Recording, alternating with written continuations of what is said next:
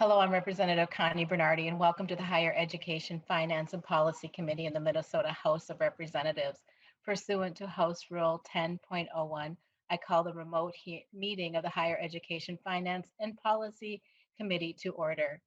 The committee legislative assistant will take the roll. Chair Bernardi. Present. Bernardi, present. Vice Chair Christensen. Present. Christensen, present. Representative O'Neill. Present. O'Neill, present. Representative Albright. Present. Albright, present. Representative Daniels. Present. Daniels, present. Representative Erickson. Present. Erickson, present. Representative Hansen. Hansen, present. Hansen, present. Representative Heintzman. Representative Howard.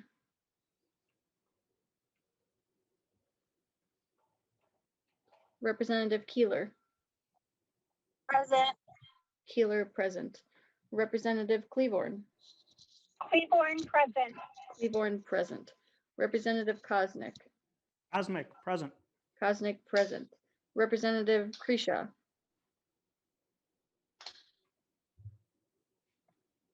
Representative Mason.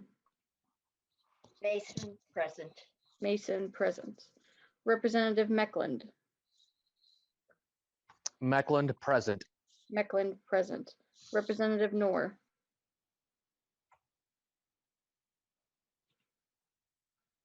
Representative Sandell.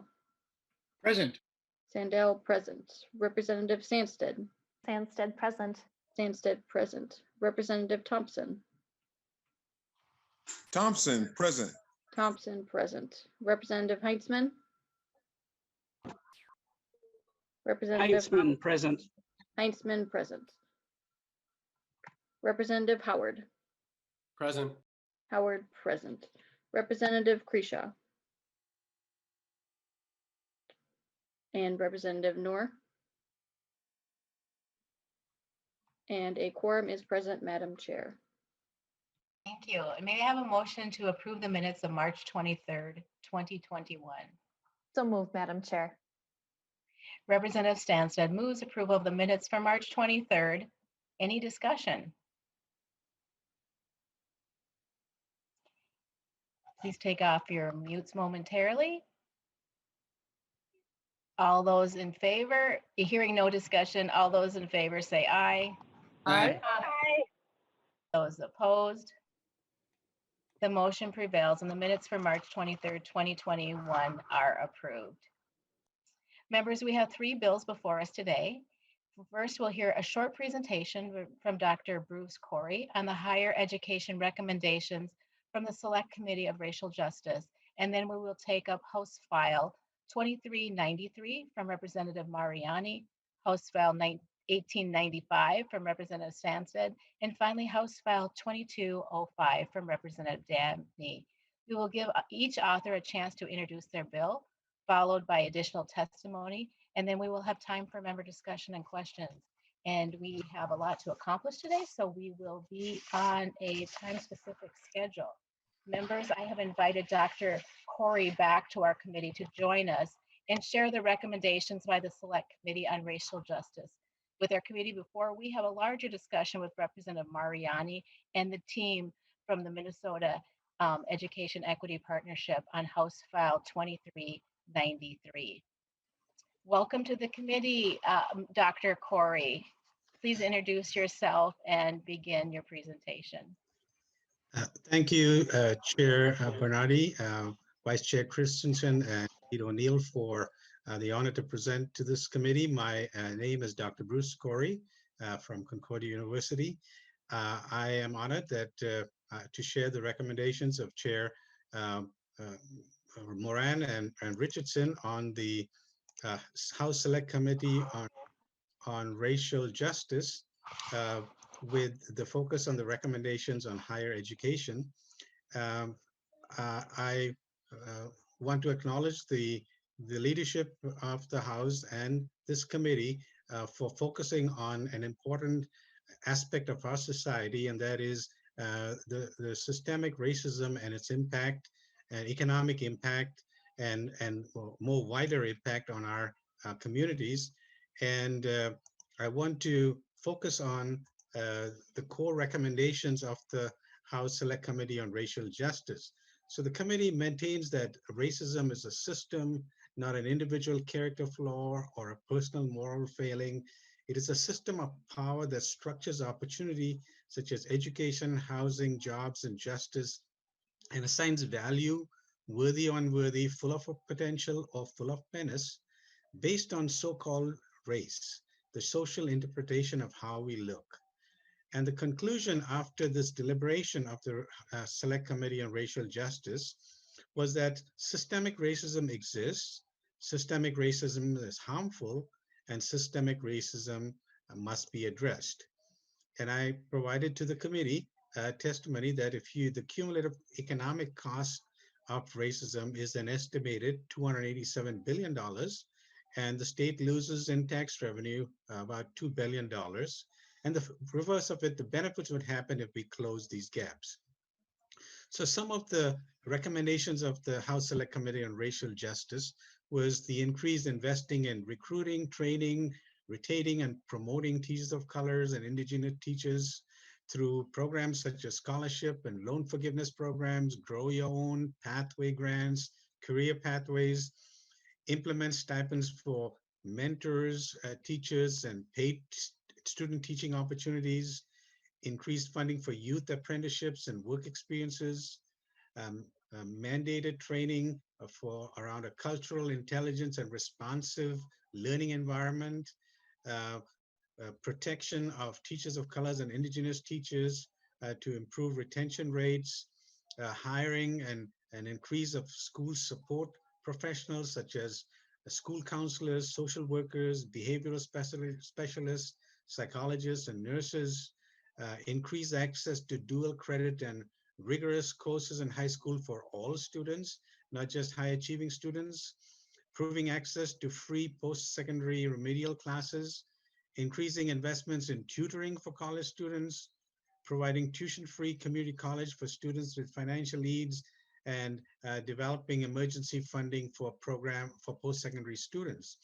And may I suggest that if we place these various recommendations, they would fall in these four big categories of affordability, academic, career, and support services, cultural intelligence, and responsive learning environment, including the power structures in these environments, and then a focus on academic and career outcomes. And if you keep in mind this framework, we would be able to offer a comprehensive set of programs for our students.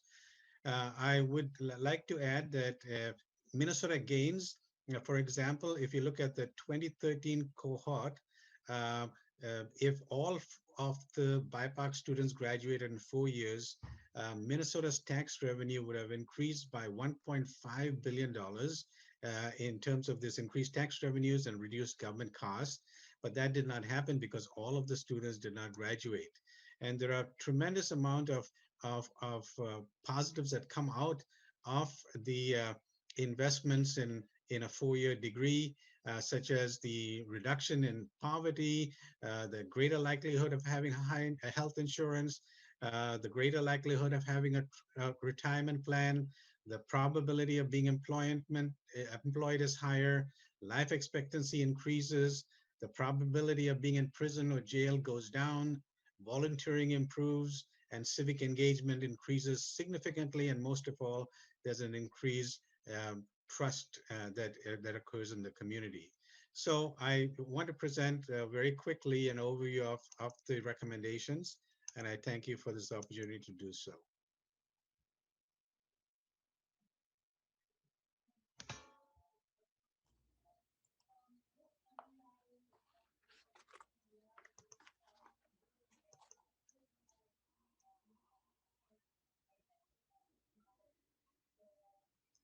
Okay, we'll say that again. Thank you, Dr. Corrie, for your presentation today. We appreciate you serving on this committee and making this presentation to us today. Thank you very much.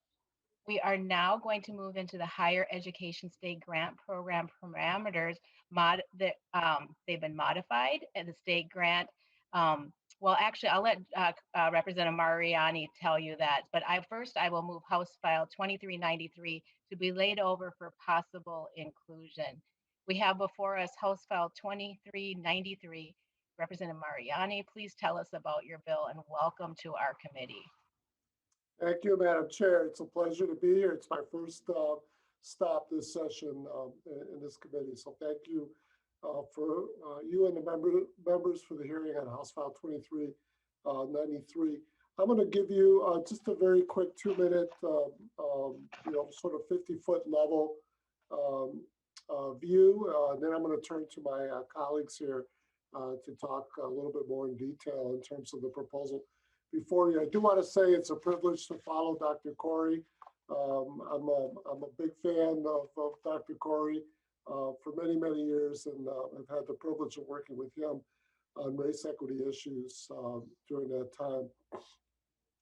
And in many ways, the Select Committee's frameworks are very consistent with the bill that we've brought before you.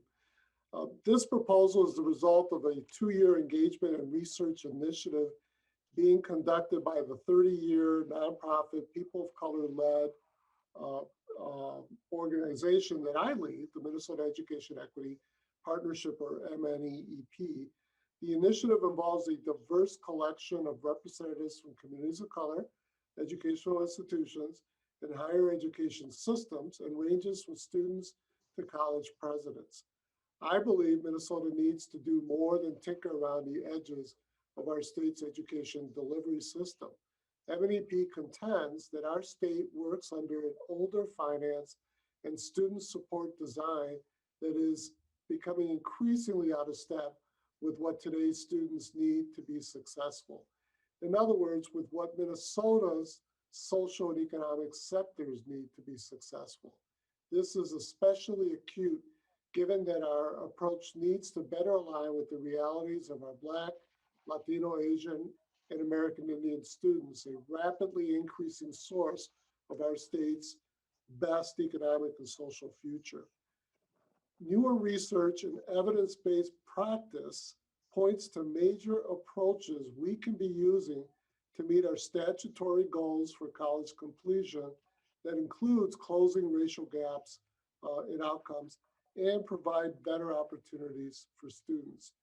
To do this, it is important, we believe, to simultaneously address the financial and the student support elements that should be central to any successful delivery of higher ed opportunities. That's what this bill does in proposing the first steps to a new higher learning compact for our state. Time is a critical resource for the successful pursuit of higher education credentials. Our financial aid system must maximize students' ability to focus time on their studies. Rigor is also a critical resource for the successful pursuit of higher education credentials. Student engagement must maximize exposure to credit-bearing, high-quality content coursework. Real-world assessment of student academic needs is a critical resource for the successful pursuit of higher ed credentials.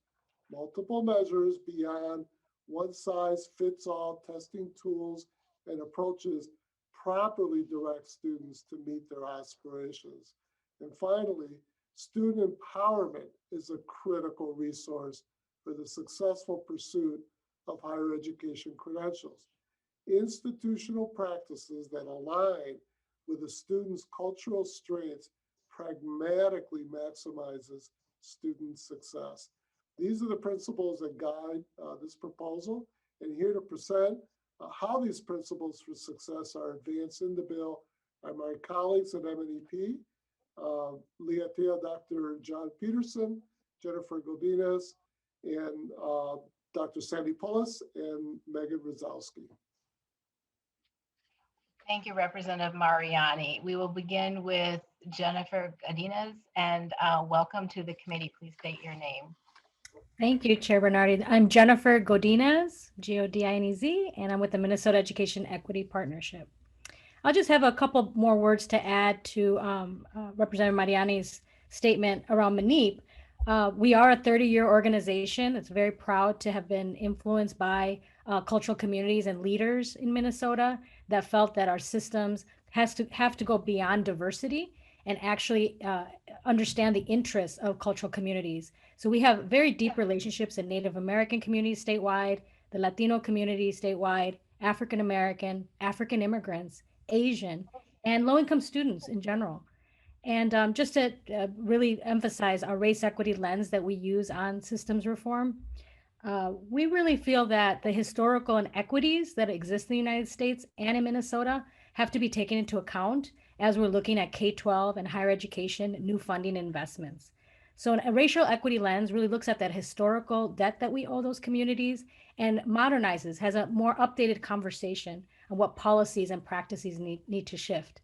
I'm so proud to work with the colleagues that you'll hear from today because we shaped up a policy brief more than 18 months ago that really used that race equity lens to look at the higher ed finance system in Minnesota to, again, modernize it and reach the state's goals of the higher ed attainment level of 70%. So you all have set a 70% attainment goal for each cultural community by 2025. We know that the communities of color and American Indian communities and students are ready to meet that goal. And we would just like to propose recommendations to advance, as Representative Mariani has stated, both the financial policies and also the systems approach and the practices to better serve our students of color. I'll pass it on to my colleagues. Thank you. Thank you very much. Now we have with us Dr. Robert John Peterson. Welcome to the committee. Thank you. Excuse me. Thank you, Madam Chair, and thank you, Representative Mariani and Ms. Godinez for your comments. I really appreciate hearing from you both and having you both here. Before I get started, I'd just like to quickly thank all of the partners who have been involved in this work over the past 2 years and even over the last 15 years as the Minnesota Education Equity Partnership has been leading race equity work in higher education. So thank you to everyone who's been involved with the project. And Dr. Dr. Peterson, can you please state your name for the record and your organization? That would be great. I'm sorry, I forgot to ask you. Thank you. Oh, that's okay, Madam Chair. My name is Leah Dr. Robert John Peterson, and I am a program fellow with the Minnesota Education Equity Partnership. So what I'd like to do in the next few minutes, just a couple, 2-3 minutes, is to quickly go through the recommendations. There are 10. The first broadly relates to the Office of Higher Education collecting data and reporting on students who withdraw from public post-secondary, i.e. stopping out without the completion of a degree or a credential. We would like that the data be disaggregated by race, ethnicity, Pell eligibility, and age, and updated annually and presented and made available on the OHE Office of Higher Ed website. The second recommendation is to reduce the assigned student responsibility for the state grant program from 50%, which is current, to 46% of the cost of attendance. The third recommendation relates to living and miscellaneous expenses and increasing the allowance from 106% of federal poverty guidelines to 150%. We'd also like to note that the governor's higher education bill, HF 993, increases this amount to 110%. We feel we're moving in the similar direction with the governor's proposal. 4, provides that developmental education course does not count against the student state grant aid or state grant aid award cap for credits taken. The governor's higher education bill, again, HF 993, has this same proposal. The bill also proposes expanding state grant eligibility from 8 to 10 semesters or equivalent, which would change from 120 credit hours to 150 credit hours. That is also part of the policy brief recommendations. The fifth recommendation is to require state colleges or universities to both check on and provide a student prior to enrolling in a developmental education course a direct notification if the student's ACT, SAT, or MCA score exempts them from being required to take a developmental education course or courses. That would be based on college-ready benchmark scores on those 3 assessments. And that is already linked into current state statute. We're just asking that students be notified in a timely and meaningful way about their exemption based on those college-ready benchmark scores. 6, requiring state colleges and universities to use multiple measures, not solely testing alone, but providing them with the opportunity to use additional multiple measures when determining whether or not a student should be in developmental education. 7 is to reduce the 75% amount of non-credit developmental education courses system-wide by the start of the fall 2025 academic term. We propose also that the Minnesota State Board of Trustees report to the Minnesota Legislature beginning August 1st of 2022, progress made in phasing out non-credit developmental education courses. The 8th recommendation is to require the Office of Higher Education to conduct a study relating to the analysis and expansion of work-study programming by January 15th, 2022, and report out on the results of that study. Number 9 is to appropriate an amount to be determined by the Minnesota Legislature to the Board of Trustees of Minnesota State to create challenge grants to system campuses, to pursue innovations in student transfer, shorten time to degree completion, and minimize the accumulation of excess credits. And then the 10th and final recommendation is to appropriate an amount to be determined by the Minnesota Legislature to the Office of Higher Education to provide for grants to post-secondary institutions to train faculty and staff in culturally responsive teaching and anti-racist teaching practices. The bill also proposes that the commissioner shall report to the legislature on the results of the grant program, including information about the funded projects and their outcomes. That concludes the 10 recommendation and points laid out in the bill. Madam Chair. Thank you, Dr. Peterson. And Representative Mariani, did you have any other testifiers that you were going to have today, or people, are they here to answer questions? Yeah, I have Dr. Paulus and Ms. Rosowski, and we thought the best way to economize our time is to make them available to answer questions. They are the co-chairs of the advisory group that has been working this initiative and directing the construct of the proposal before you. So they're wonderful resources as we get into question and answers and on the bill itself. Thank you very much. And then we have somebody who is here to provide public testimony that has signed up, which is Matt Williams, the president of the Minnesota. Well, I'll let him introduce himself. Sorry. Go ahead. Welcome to the committee, Mr. Williams. It's good to be back, Madam Chair. Chair Bernardi, Vice Chair Christensen, members of the committee, thank you for having me this afternoon. For the record, my name is Dr. Matt Williams, he, him. I am an English instructor at Inver Hills Community College and currently serving as the president of the Minnesota State College faculty. I'm here today to offer testimony related to House File 2393, not just as a researcher and scholar in the area of writing instruction, but as the president of the unionized faculty at all tier colleges here in Minnesota. As MSCF, we believe every student, regardless of who they are, where they come from, or what they have been through, has a right to experience the positive, transformative effects of education. We believe this because we know it makes our state better for all of us, and we know it is our collective responsibility to support this essential public good. While we believe the creators of this bill share this vision of high quality learning for all, right now we cannot support this bill in its current state. It's important to understand that developmental education isn't just a type of a class, it is an active area of inquiry rooted in a simple question. How do we ensure all students can succeed when students start from such different places and trajectories? Over the past 50 years, educators and scholars have sought to answer and re-answer this question, creating a wide variety of structures, curricula, and programs. What we have learned is that no one single idea works universally, and no successful idea lasts forever. Our concern with this bill, as it currently is written, is that at least in the area of developmental education, it doesn't build on the hard-won knowledge of educators regarding the barriers we have encountered and how to best support this work. Instead, it approaches developmental education in a one-size-fits-all approach. And I believe we can improve this because educators have an unparalleled view of what is needed to support this work. And I believe there is an incredible opportunity for partnership here. We've already reached out to the author of this bill, and I really look forward to working on this important area together, both with Representative Mariani and the rest of MNEEP. Thank you for your time and the opportunity to speak with you today.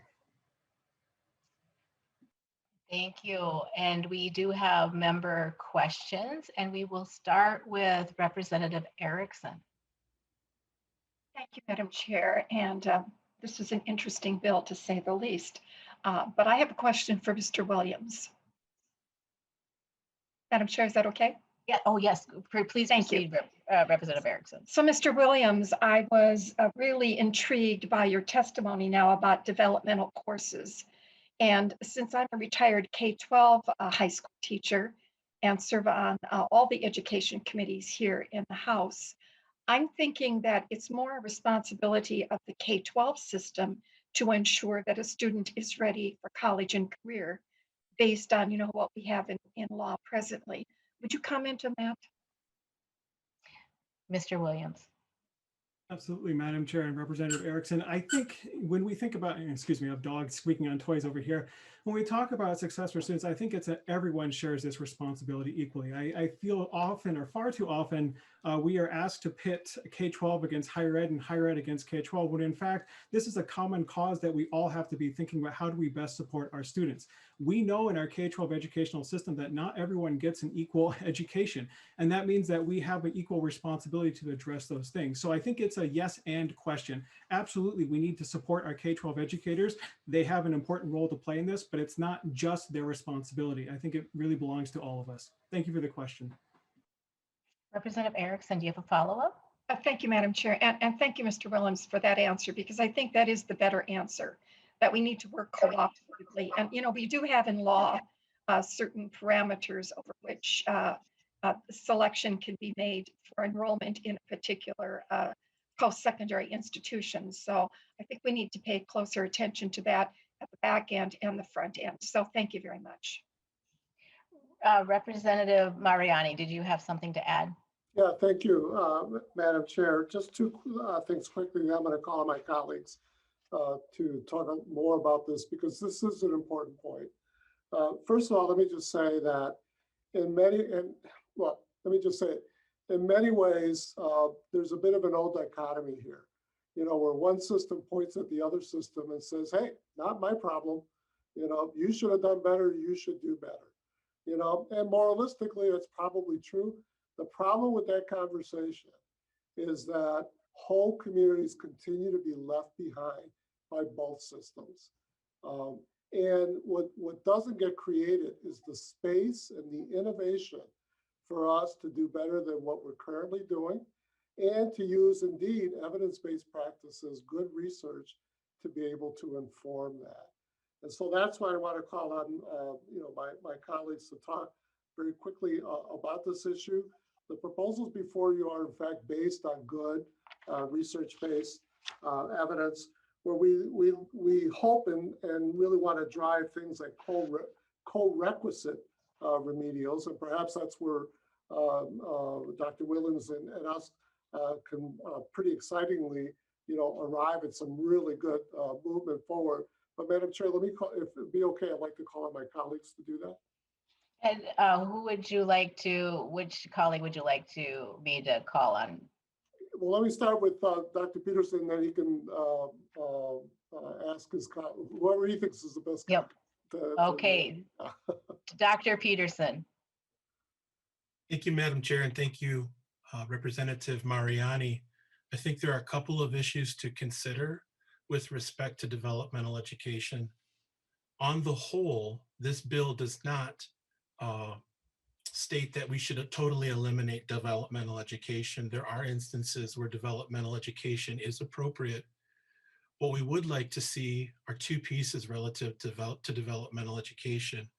One is that developmental education, also known as remedial, be made free to the student and not cost against their state grant aid, and or that the developmental education course could be considered as a credit toward a degree for completion of a degree, a two-year degree.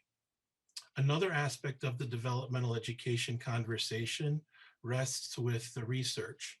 One of the problems with the assessment, the AccuPlacer that is used to place students into developmental education, is that the assessment is not, to my knowledge, been correlated nor aligned to the MCA assessments and the state standards in Minnesota. This is problematic at a student level because oftentimes I've heard as a former high school administrator that the AccuPlacer does not measure what the students have been taught in high school based on the MCAs and the standards. That's one issue. A second issue is that the Community College Resource Center from Teachers College of Columbia since 2012 has been conducting research on the predictive validity of the AccuPlacer assessment as well as the ACT. And what they found in the research is that there's a pretty high percentage for students to be over-identified for developmental education because those assessments lack the validity and the reliability to accurately place students into developmental education 95 to 100% of the time. And so the two proposals that we put forward, which again were number 6, which relates to multiple measures, and number 7, which relates to reducing developmental education, really work in tandem. And we think that if we could use multiple measures, we could more accurately place students into developmental ed and also provide opportunities to use research-based and evidence-based practices that other states like Texas have been using for a number of years. Tennessee is another example, to access co-requisite remedial courses to be used in tandem with developmental education. Lastly, I'll say that I'm very encouraged by the comments by Mr. Williams about the opportunity to partner with that group, the faculty union, to ensure that we are doing this in a way that is based on best practices and supports both students and faculty in higher ed. Thank you, Madam Chair. Thank you. We have Representative Albright has a question. Thank you, Madam Chair. Mariani, it's good to see you in committee. We note that I think it was just last week, House File 1517, Representative Howard is the chief author on that. He also talked about an increase or a decrease, excuse me, in the state grant calculator. His dropped it down to 47%. Your proposal drops it down to 46%. There is also already a fiscal note achieving about a $43 million investment there. What do you hope to derive from dropping it 1% more? And I have a follow-up, Madam Chair. Representative Mariani. Well, Madam Chair, I'd call on Ms. Masrowski to talk about how we got to, what's the principle behind that. Although I suspect the question has to do with why not 47, supposed to 46. We're both moving in the right direction, and really is my ultimate answer. But in terms of, the why, if I can call quickly on Ms. Wasowski to do a quick response, that'd be helpful, Madam Chair. Ms. Rosowski. Thank you, Madam Chair. Thank you, Representative Albright. In the analysis that excuse me, please state your name for the record. Thank you. Sorry. My name is Megan Rosowski. I'm the Director of Research at the Minnesota Private College Council, and I'm the co-chair of the CREAC. So thank you for your question. When we were analyzing how to make college more affordable for students and in particular students of color and Indigenous students, we wanted to find a way to change the state grant program so that students could attend college and pay their share through reasonable amounts of work and borrowing. Students really shouldn't be working more than 10 to 15 hours a week. Otherwise, it's correlated with a decrease in retention and graduation rates.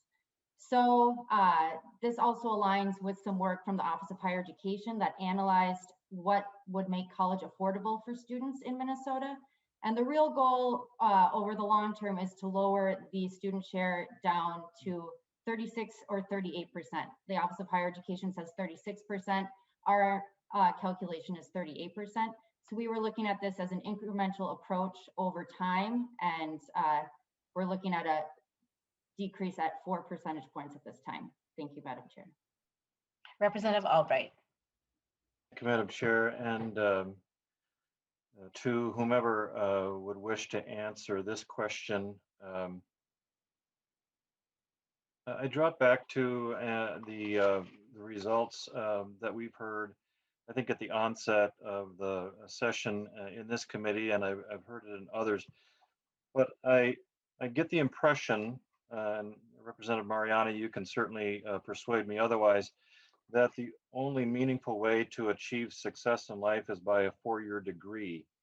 Um, the perception on my part, and certainly just mine if that's the case, that we are persuading everyone to look towards a four-year degree. Certainly these principles and proposals persuade me to believe that way. Why would we not also consider very strongly areas such as the trades, cybersecurity, those law enforcement and others that may not require a full investment in a four-year degree, but literally get us on that career highway, career interstate. And as you, roll down the highway, you can take off ramps from time to time to, metaphorically speaking, put more gas in your tank and get back on that interstate highway for the same career path, or you can deviate and choose a different path, or a different highway. Would appreciate your comments to that, Representative. Representative Mariani. Thank you, Madam Chair. Very quickly, and then I'd like to call Dr. Pullis. Yes, and I think Representative Albright identifies or articulates the many ways in which our society and our economy, through post-secondary credentialing, can enhance the lives of all its citizens at the same time that enhances our community life. But I would be remiss if I did not acknowledge that in our estimation, there is a disturbing gap when it comes to those 2 four-year degree credentials. We need to address that as well.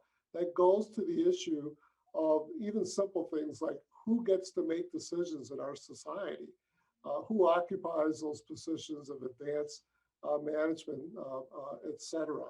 But in no way should, in my opinion, should this be a either or proposition. The proposition here is to expand what happens for opportunities in post-secondary. Madam Chair, if I can call on Dr. Pullis really quickly to add to that. Dr. Pullis, please state your name for the record. Thank you, Madam Chair. My name is Dr. Sandy Pullis, and I work at Serve Minnesota as the Vice President of Equity and Inclusion. And thank you, Representative Albright, for your question. And I would just add that our goal here really is to align strategies in terms of having students, BIPOC students in particular, close those achievement gaps that we've seen and those opportunity gaps in higher education. We know that there's the 2025 attainment goal set in higher education, and we certainly want to make sure that any strategies that we are putting forth are in alignment with that attainment goal. We certainly are not suggesting that a four-year degree is what all students need. We really are focusing on ensuring that students have access and the support systems in place to access and attain those degrees. Thank you. Madam Chair, if I could just follow up on that with one quick question. Representative Albright, and then, Thank you, yes. Madam Chair. Representative Mariani, I think it's the 9th proposal with regard to the challenge grant for increasing degree completion. I apologize if I'm reading this wrong, but it reads to me like, and I'm paraphrasing, obviously, it appears to me as if what we are doing with that proposal is that we are offering financial incentive for our institutions to talk to one another about how to transfer credits and or avail students to move more freely between the systems, whether they MNSCU, University of Minnesota, the private colleges or what have you. Seems to me that they should be taking that up on their own and trying to provide that through their own systems, as opposed to laying out kind of a carrot to make that happen, when ordinarily wouldn't that be happening already, or shouldn't it be happening already out of the budgetary confines that they already find themselves in? Thank you. Representative Mariani. Madam Chair, Representative Albright, good question. I think some of it that is happening, what we want to do is really accelerate that process and really provide a strong directive and expectation from the legislature for our systems to truly be those centers of urgent innovation. But I'm wondering if Dr. Peterson might want to add a few words to that as well. Dr. Peterson. Madam Chair, Representative Albright, thank you for the question. I'll be brief in my comments. One of the things that we learned coming out of the Great Recession of the late 2000s is that targeted and strategic investments that support the piloting of innovative programs, such as those found in the Investing in Innovation program, otherwise known as the I3 program, can, as Representative Mariani has stated, accelerate innovation in a piloted format in the areas of how to improve student transfer experiences and tighten that pipeline, to identify strategies to help students who have stopped out get back into the pipeline toward degree completion and workforce. And so what we've found in the research in some of the other states, like Tennessee, Texas, and other places, is that targeted, strategic, and generally small challenge grants can help to stimulate innovation through pilot that can be used as a means for providing an evidence base that can scale up and accelerate degree completion for all students. Thank you, Madam Chair. Thank you. Representative Howard. Thank you, Madam Chair, and thank you, Representative Mariani, and to the testifiers. I note that this proposal referring to the state grant makes changes both to the student responsibility and to the living and miscellaneous expenses. And I wonder, from an equity perspective, from an equity lens, do you, Representative Mariani, or testifiers have thoughts about one of these levers or the other in terms of its impact from an equity perspective? With limited resources, do you have guidance for this committee in terms of where we should be investing our dollars as we hopefully bolster the state grant program, looking at these two buckets? Representative I see Representative Mariani. Would you like to answer? I do see that Dr. Peterson would like to answer as well. Yeah, Representative Howard always asks all those tough questions, and actually your whole committee does. But yeah, let me turn over to, it sounds like Dr. Peterson wants to take a gander at that. Dr. Peterson. Oh, you're on mute. There you go. Madam Chair, I apologize. I hit the wrong button. I hit the take down my hand button. So thank you, Madam Chair, and thank you, Representative Howard. As Ms. Godinez and as Representative Mari have indicated, we used a racial equity lens and a race equity framework to develop each of the 10 recommendations. We acknowledge and recognize the limited resources that are made available to this committee and the chair.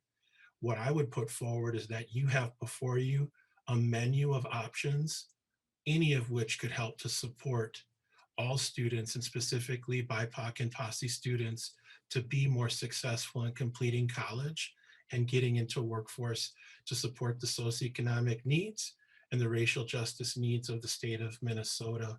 And so I would put it forward to you, Representative Howard, and your colleagues and the chair, that you explore the menu of options and pick the things that work best for you all as a committee.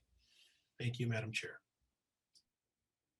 Thank you. Representative Howard, did you have a follow-up? No, Madam Chair, Okay. Thank you. Seeing no further hands, Representative Mariani, would you like to say some closing remarks? Yeah, Madam Chair, thank you for the conversation. I really appreciate that from you and from the committee members. I do want to thank my colleagues at MNEP. I just want to acknowledge that, Minnesota has had a historical commitment to post-secondary, but also specifically to this issue of making it financially realistic and possible for just your regular Minnesotan, obviously everyone, but just regular folks to be able to pursue their desires, realize their dreams through advanced education. But I don't think we'll get a lot of argument in this committee or probably even the legislature that that's really slipped over the years. And the challenge becomes bigger now because it's slipped at the same time that our society has gotten increasingly diverse. And which means that there's all sorts of assumptions that have been built into our original design that need to be rethought and tested so that, in fact, we do have systems that align as closely as possible with the realities, the real impacts that students and their families and their communities face on a daily basis that either can help drive them through post-secondary or that hinders our opportunity to get through post-secondary. I do think it's important that as we go forward with this committee's work and the legislature's work, that we don't in fact tinker around the edges. And by that, what I meant to mean is that we resist the urge to just do one thing. There really is a synergy between how we support students as well as the financial possibilities that we help make possible for them. You can do a great job.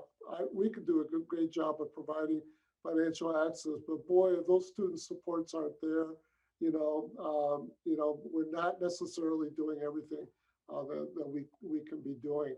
I'm really pleased that some of the governor's proposals are pushing and acknowledging this and pushing in the same direction. I know from conversations with members from both sides of the aisle that lots of folks here have asked the same kind of questions and are trying to figure out, so how do we innovate into the next sort of 21st century approach to post-secondary? And so it's really in the spirit of all that that we've proposed this bill before you. And I hope and encourage you to embrace it as you move forward with your omnibus bill this year. Thank you, Madam Chair. Thank you to the members for this conversation, this opportunity. Thank you, Representative Mariani, and to our testifiers today. I will renew my motion that House File 2393 be laid over for possible inclusion in the Higher Education Finance Omnibus Bill. The bill is laid over. Next, we have House File 1895 from Representative Sandstede. Representative Sandstede, would you like to move your bill to get it before the committee? I would, Madam Chair. Representative Sandstede will move House File 1895 to be laid over for possible inclusion. We have before us House File 1895. Representative Sandstede, please tell us about your bill. Thank you, Madam Chair and members. House File 1895 is a very straightforward bill that appropriates $10 million each of the next 2 years to the University of Minnesota's Duluth Natural Resource Research Institute and their applied research and economic development efforts. I want to be very clear at the beginning of this that this ask is intended to be additional money to the University of Minnesota for NRRI and not in lieu of or in competition with the university's budget ask. In February, the legislature learned that the state would be facing a $1.6 billion surplus rather than a deficit. We've also recently learned that over $552 million would be coming from the federal government for higher education relief.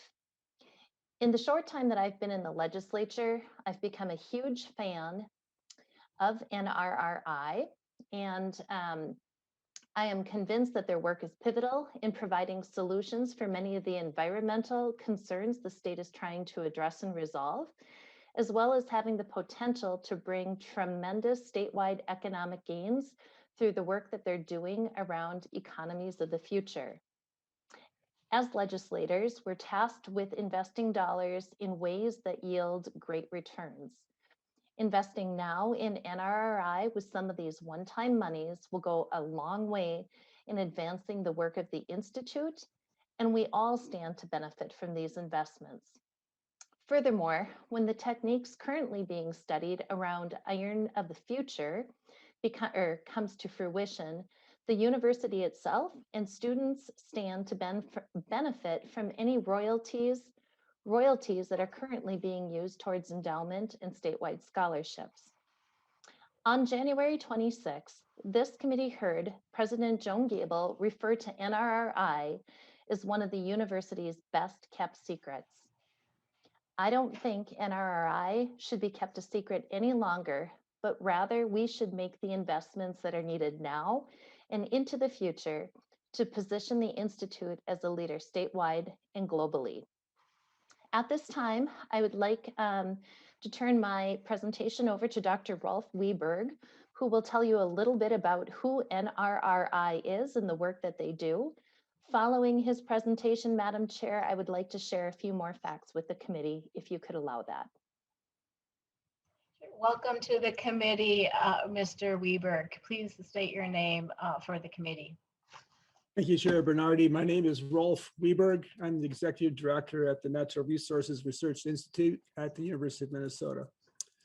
I'd like to start out by thanking you for the opportunity to speak with you today to give you a background and an overview of NRRI. It's the worst acronym to have to say quickly, but it's also something that when I do give a tour of the place, it usually takes 2 hours. So I'm going to give you a very quick overview of what we do, why we do it, how we do it, and who we do it with. As background, I'm about 7 years old at the University of Minnesota. Prior to that, I was with the DuPont company in the research division and left there as a global technology manager in building innovations, and then took this job working with a fantastic group of people at the University of Minnesota. So I'm going to share my screen, not to give you death by PowerPoint, but to hopefully direct the conversation to a good discussion. Hopefully you can see my screen at this point in time. Okay, thank you. So what I'd like to do today is talk a little bit about what Natural Resources Research Institute is here for and why we do our work. We drive innovative research for the state of Minnesota, and this is applied research. It has to be of global relevance or it's probably not worth doing. And that Minnesota value in the middle of the screen there, Minnesota has much value in our natural resources, but Minnesotans have value for their resources. And we work right in that juxtaposition of driving good decisions for the state of Minnesota. So we are an applied research, economic development, and commercialization engine within the University of Minnesota. We have long-term relationships with institutions across the country, agencies, businesses, and industry. We drive collaborative partnerships, which is what we like to really focus on as we work with people in partnership, whether it's within university, other academic units, government agencies, NGOs, and our state citizens. Starting at the beginning, which is usually a good place to start, NRRI was created by the legislature for the legislature. And you can see by reading the charter that was provided in 1983, it really has an economic development mission, as well as a environmental stewardship mission and a mission to create employment for the state of Minnesota. Our mission statement as a result of that is really the first 4 words are dear to me. Deliver is important. If we're not delivering, we're not doing our job. But the idea of an integrated research solution is really about talking about no silos, groups of people working together to solve problems and deliver solutions that are much more comprehensive than an answer. We do that from a position of knowing the data, which is valuing our resource environment and the economy for both a sustainable and resilient future, because if we don't, sustainability is wonderful and we have to be working toward that, but if we can't be resilient to global changes, we don't have an economy. At the end of the day, we work together to discover that economy of the future. We are here to help do that. We partner with partners all over the state and country to do so. So we offer 5 research platforms. This is why people come to us to work. We have some of the top water and forestry scientists in the country. One sits on the EPA advisory panel.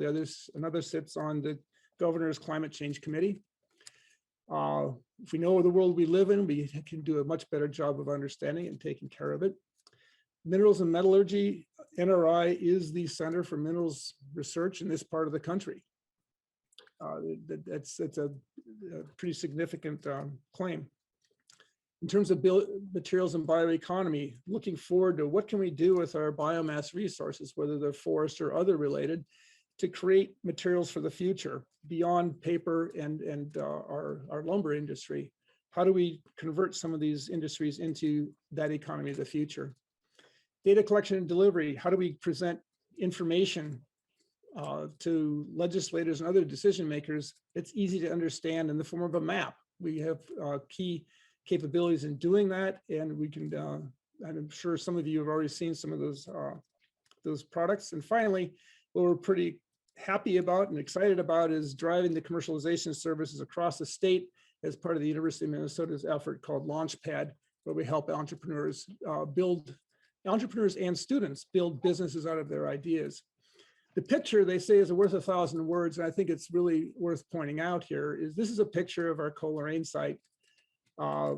We go from the test tube to the ton. And this is really important because when you are talking about industrial investment, industry and business investment really depends on reduction of risk. And by being able, this is our biomass conversion laboratory that you're seeing that picture there. By being able to go into high volume, we can really actually model a successful industry and business, and it makes it much more useful to investment.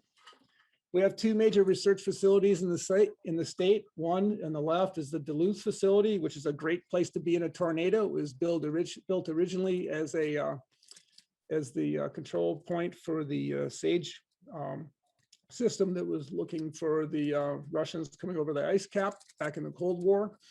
That's where we have our administrative groups and all of our key environmental and research laboratories.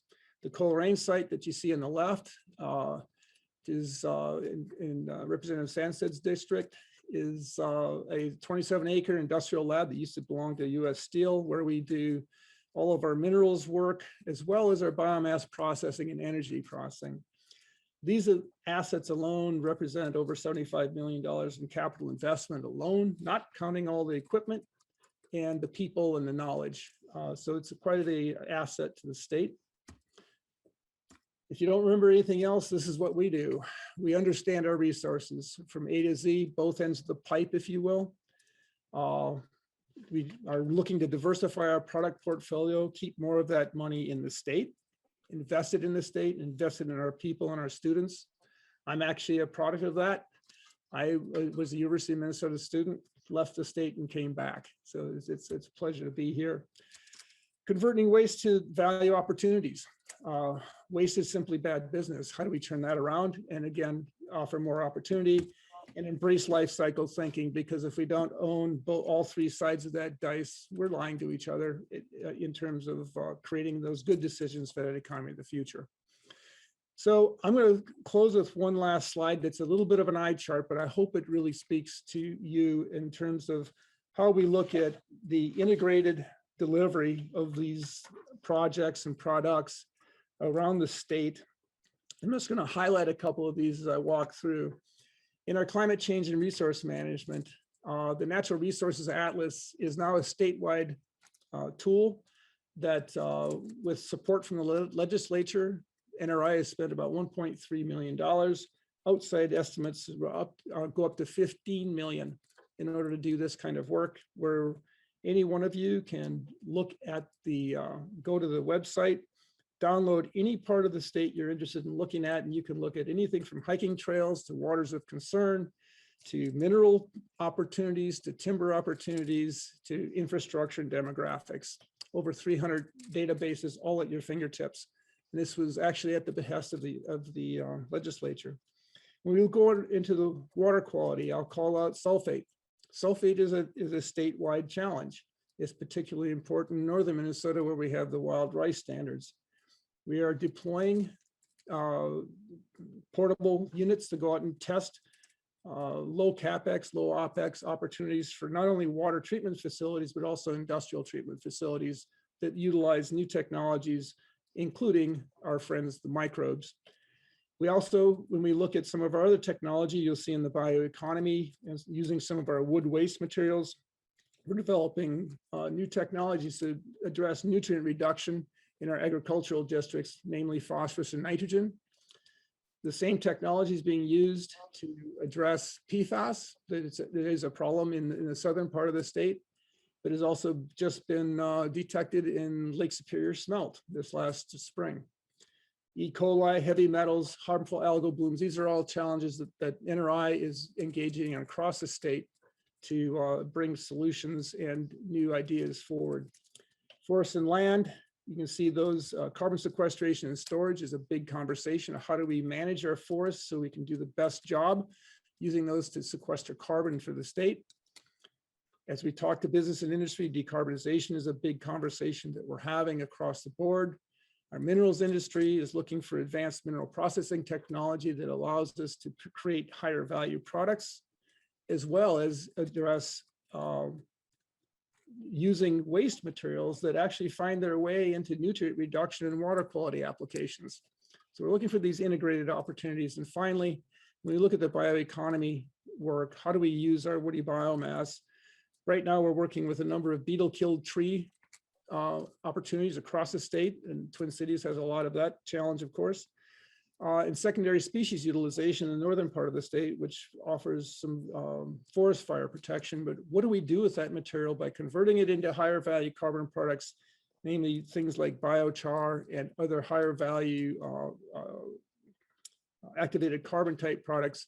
It takes a waste material that we're burying and letting generate CO2 and turning it into a carbon sequestration material that actually has secondary performance in terms of absorbing materials out of the environment. So I hope that gives you a very high spot, fast summary of how we do our work, what we're focused on. We have a statewide stance. We work across the board with our partners, both across the state and across the country. And I'll thank you for your attention, and I'll offer you a red carpet anytime any of you feel to come and visit us. It'd be a real honor to show you what we do. Thank you. Thank you very much. And we have 4 member questions, and we'll be able to give each member 1 question, depending how long the time for the response. So hopefully we will get through all of our member questions before we move on to the next bill. So Representative Sandell. Thank you, Madam Chair. Thank you, Representative Sandstede and Dr. Weber. I can't wait to vote for this bill. I've accepted an invitation 2 years ago to visit NRRI, and coincidentally, I was there along with President Gable, her husband, and Majority Leader Winkler and his son. It was a remarkable morning and afternoon for us. For those of us who are interested in protecting and enhancing our environment, this is a place that we ought to cherish. For those of us who are interested in endorsing and embracing and developing our industry and the way that it reaches around the world, this is a place that we ought to be looking for help. And for those of us who admire and are excited about the concentration of brilliance at the University of Minnesota, this is a place we should be proud of. I couldn't be more enthusiastic about the work they do. Representative Sandstede and Rolf and I have spoken about this at length, and I couldn't be more enthusiastic about the work. And for those of you who haven't been up there, it's really a remarkable opportunity, and for a chance to vote for this bill is really a pleasure for me. So thank you, Representative Sandstede and Dr. Weber. Thank you. Representative O'Neill, and then we have Representative Albright, and then Representative Erickson on deck. Representative O'Neill. Thank you, Madam Chair. Yes, I have toured up at the Duluth site as well. My questions are not about the value of this particular site, but I want to remind authors that come to a finance committee, when you have a $4 million base appropriation and you're asking for 20 million on top of that, and you don't even talk about the financial, what you would use that money for, I am just immensely disappointed. I don't disagree with what that particular facility does and the great work, and that's not relevant. What's relevant is what are you going to use additional $20 million for? I don't even have a clue as to what their overall appropriation from the state is. I have no information whatsoever to base my decision on whether or not we should support a $20 million ask on top of a $4 million base appropriation at all. I'm just immensely disappointed. Maybe you could elaborate on what that $20 million would be used for. If you could speak about where other monies come from, are they solely supported by the University of Minnesota? Do they have other outside sources? I haven't seen a balance sheet. I have no idea whatsoever their financial status. So if you could elaborate, please. Representative Sandstede. Thank you, Madam Chair. Actually, I had asked to come back and speak following Dr. Weberg's presentation to share that information with you. So if you feel it's appropriate for time, I can do that. Representative Sandstede, I apologize for that. You did ask for that request and I did not call back on you, sorry. That's okay. I'm going to pull up just a couple of documents right now. One moment.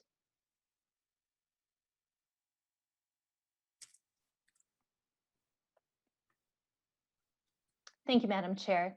Okay, so first of all, the university does have base funding for NRRI. It's $4.4 million in a state special that they receive, and just a little over $2 million each year that the university allows for O&E expenses, O&M, excuse me, operating and maintenance. So what they are proposing, if there were to be additional monies allotted to them, approximately $5 million would go towards onboard cutting edge technologies and analytic capabilities.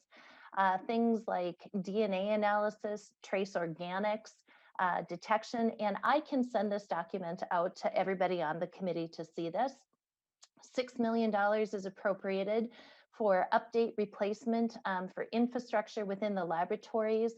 As Dr. Weberg pointed out, many of these facilities are pre-Cold War. They have serious concerns with HVAC, asbestos, dust fume control, and safety equipment. So $6 million allotted for that. About $5 million would be used to attract and retain leading research and technical support staff. Right now, there is not enough money within the university system. They're having to borrow from their O&M expenses to go into that. Another $2 million would be used to diversify research program expertise to achieve sustainable development goals. The sustainable development goals are things that have to happen throughout the university, so they have appropriated approximately $2 million for that.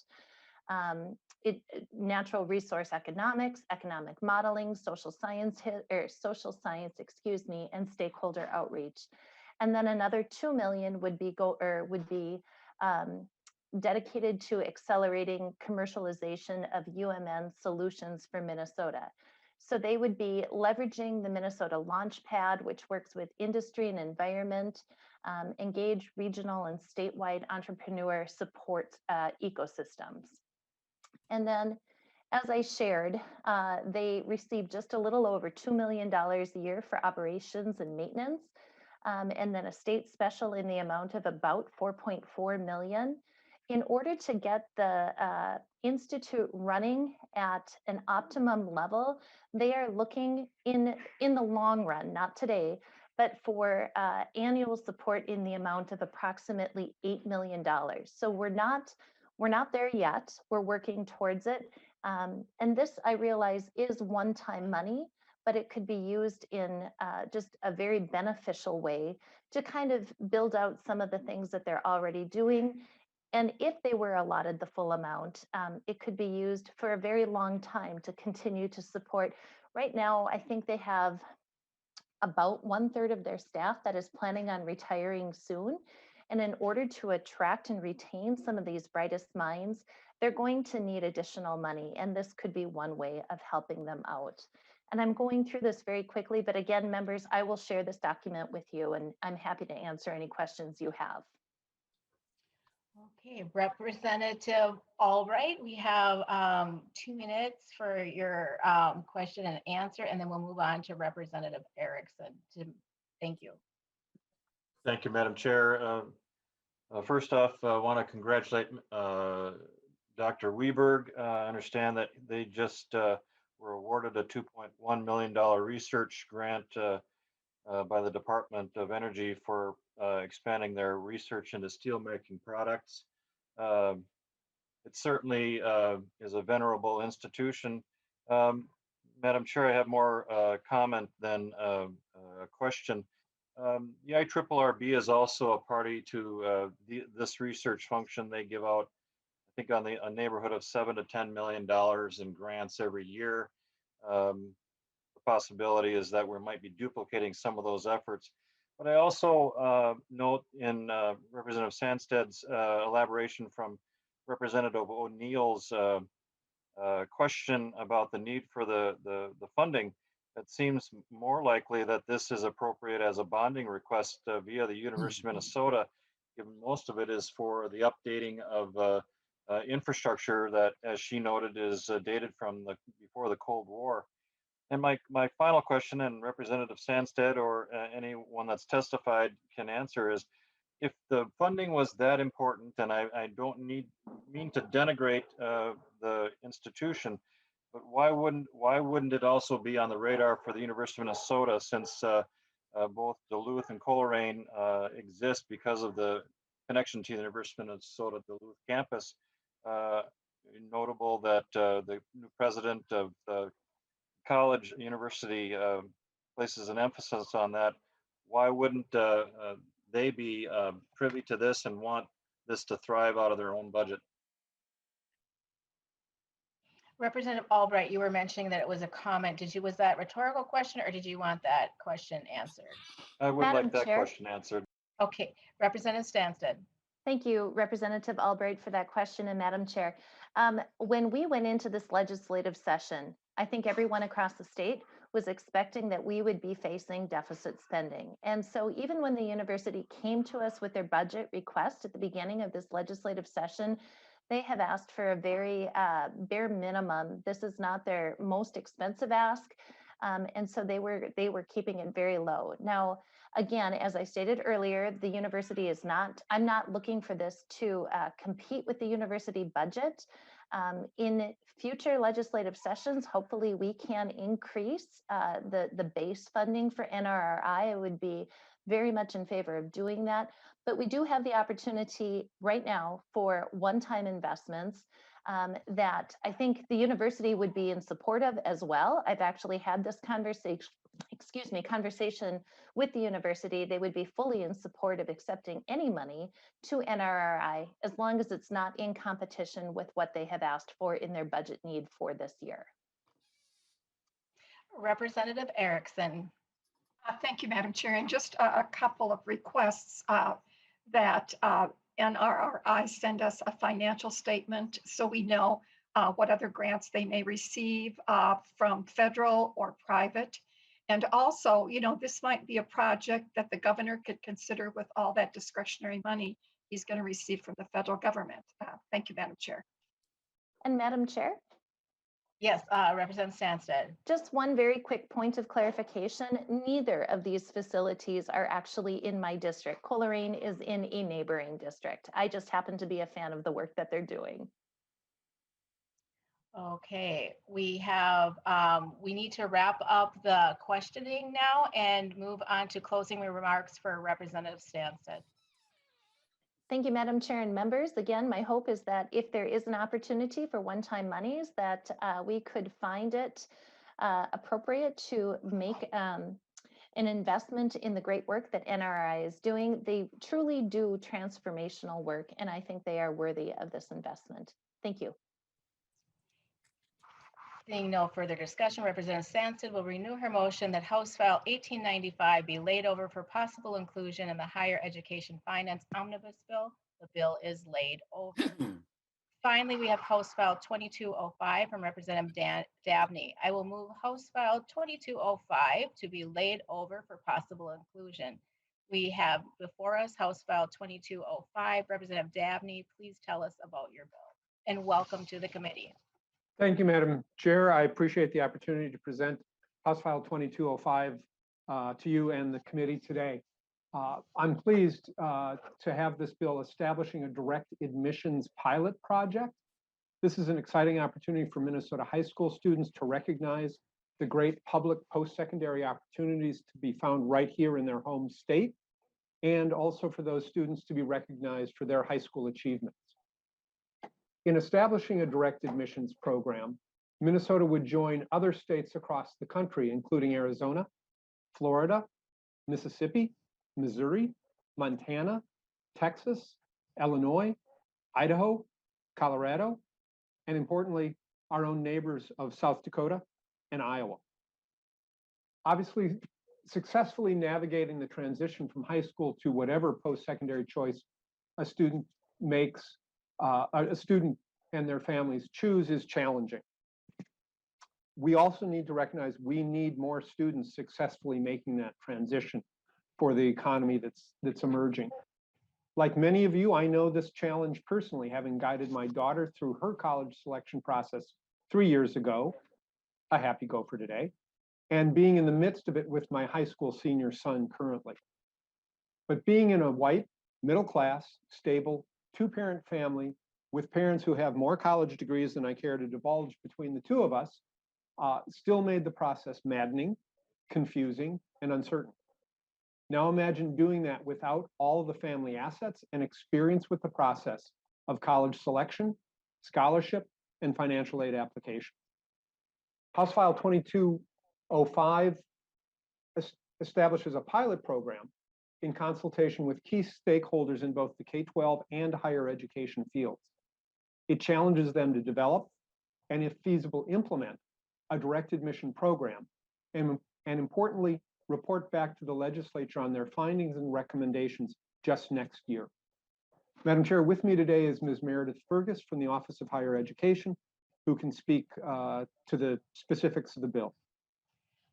Thank you, Representative Davnie, and we will move to Ms. Fergus, and we would like to make sure that we have enough time for members' questions. So thank you for being at our hearing today. Thank you, Madam Chair, members. For the record, my name is Meredith Fergus. I am the Director of Research for the Minnesota Office of Education. It's good to see you again today. I was involved in the planning process for the direct admissions proposal, and I'm happy to answer questions. The Office of Higher Education is excited about the proposal as it is included in the governor's budget as well. We think this is a really key kind of change we can make in Minnesota to facilitate the enrollment of low-income students and students of color into our public colleges within the state and really advance the state's attainment goal as well as our equity initiatives. Thank you. Thank you.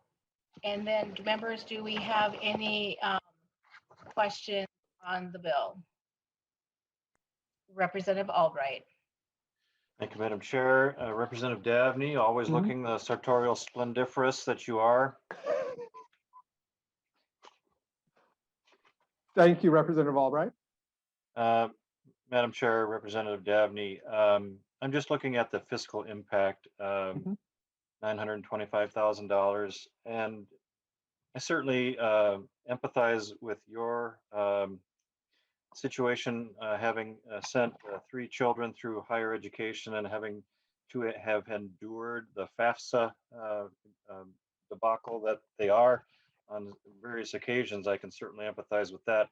But one point, Representative Davnie, in terms of opening up the aperture a little bit with regard to availing individuals, high school students, to an awareness about the opportunity to go to college, I'm struck by the opportunity that might be just prevailing us in the face with regard to not just a letter, but everyone has an iPhone or an Android. How about using some of those fundings to alert people through text or an email to the opportunities and to the supports that already exist, taking nothing away from the awareness and the approach to make sure that people are aware of how to avail themselves of college, but expedite that possibly in a manner that is more efficient and certainly amenable to what everyone is carrying around in their backpack or in their briefcase. Madam Chair. Yes, Representative Davnie. Madam Chair, Representative Albright, thank you for the creative ideas. I think it's one thing to tell me, hey, you could go look over here. It's another thing to tell me that I have been admitted tentatively to an institution of higher learning. I think that changes lives, and it accomplishes what I think is your goal, if I understand you correctly, of incenting students to follow those links and follow that breadcrumb trail to the sort of opportunity we as a state want and need them to follow. Representative Albright, did you have a follow-up? I did, and Representative Downey, a little bit different take on it. It's a yes and as to earlier testifier, to make them aware of the opportunities and to where to direct them, not so much to announce that they have been accepted, but before that happens, to open up the aperture and let them know of the accessibility points for help with filling out the FAFSA, help with seeing what accreditation and or standards are necessary to fulfill the obligation and the requirements to enter into college, so that they can seek the proper help and not be redundant. And if that's to make an appointment with someone, that would be streamlined in that regard. And just trying to expedite it with the resources and the pipelines that already exist. And maybe we'll find that through this study, but just trying to expedite it, get us into gear faster than through another commission. Representative Erickson. Thank you, Madam Chair. And this question is for Ms. Fergus. Could you provide us with a link to 2 or 3 of these programs? And I don't know if they're pilots in other states, but so that we can do a comparison and a contrast on the Minnesota proposal versus what they've done in other states. Thank you. Ms. Fergus. Madam Chair, Representative Erickson, we'd be happy to. The primary program, which launched approximately 4 years ago, is Idaho Direct Admissions. And the immediate result was Idaho students saw a 3 percentage point increase in college going within 1 year of implementation. So that's what we're hoping for here. Representative Erickson, did you have a follow-up? Well, Madam Chair, I'm interested in the policies in the legislation that was passed and the funding that was provided. Not so much yet in the results, but just is our process of going about this similar to what other states did, or are we doing something that's far different? Thank you. Ms. Fergus. Madam Chair, Representative Erickson, and this also partly in response to Representative Albright's comment. Minnesota does a lot of things well. The one area we actually have not invested in is technology that allows a high school to talk to a college. We rely predominantly on a paper-based system of transcripts, though we may PDF them now and email them. We certainly don't transfer the data in XML format like most other states do. We don't send adequate data to the Minnesota Department of Education for them to produce a transcript, and we don't have concurrent systems across our high schools, districts, and colleges that allow IT alignment in the manner that would really bring down the cost of this proposal dramatically.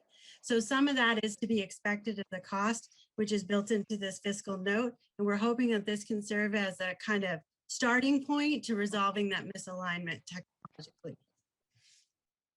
Thank you, Madam Chair. Thank you. Seeing no further hands up, I will turn it back to Representative Davnie for closing remarks. Madam Chair, thank you, and members of the committee, thank you for your time and attention today. I found Ms. Fergus's most recent comments on our lack of investment in the IT infrastructure that students need for us to support and facilitate them to be powerful. By focusing on low income and BIPOC students finishing high school successfully and helping them transition to post-secondary. We help Minnesota become a richer state. We help it develop to the next generation of Minnesotans. And I believe that's our obligation as a legislature. And I hope for your support for this language moving forward. And I appreciate the time and opportunity to present this bill that I'm very excited about today. Thank you, Madam Chair. Thank you, members. Thank you, Representative Davnie and Ms. Fergus. I will renew my motion that House File 2205 be laid over for possible inclusion in the Higher Education Finance Omnibus Bill. The bill is laid over. Thank you very much for members today for the great conversation, and the meeting is adjourned.